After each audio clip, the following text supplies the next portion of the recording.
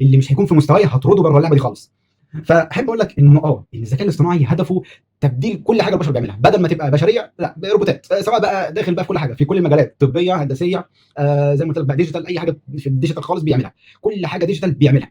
فبدانا نلاحظ دوت مؤخرا بشكل كبير جدا. طيب المدى التطور ده هنبدا بقى نترعب منه امتى؟ انا بقول فاضل له من سنتين لثلاثه، يعني لحد 2000 كده 28 ان شاء الله هنبدا نلاحظ الموضوع ده. انا ما اتمناش ان حاجه زي كده تحصل يا جماعه، بس بصراحه ده اللي داخلين عليه. في خلال السنتين او الثلاثه الجايين هتبقى مدعكه، وهتبقى زي ما يكون حرب معرفه بين البشر وكمان الاي اي. فمين اللي هيكسب؟ هنشوف. بس انا غالبا انا حاسس ان احنا بصراحه هنهاجم الاي اي بشده، خصوصا ان كل الناس اللي مبدعه دلوقتي انا حاسس ان هم الاي اي جاي يتحداهم، مش جاي يتحدى الفئه اللي تحت اللي هم معرفتهم ضعيفه، الناس اللي معهاش غير فلوس وجايه عايز تاخد خدمه معينه من حد، مش عايز يتحدى الفئه دي، وعايز يتحدى الفئه المبدعه فعلا، وعايز يخليها مالهاش قيمه، وعايز يخليها هو اللي يبقى مسيطر. انا اللي هبقى المبدع الاول، وانا دايما اللي هبقى المرجع الاول في كل شيء واي شيء، وان البشر دول اخر حاجه ترجع لهم. انا شايف ان الهدف ده بيتحقق قدام عينينا، وكلنا بدانا نلاحظ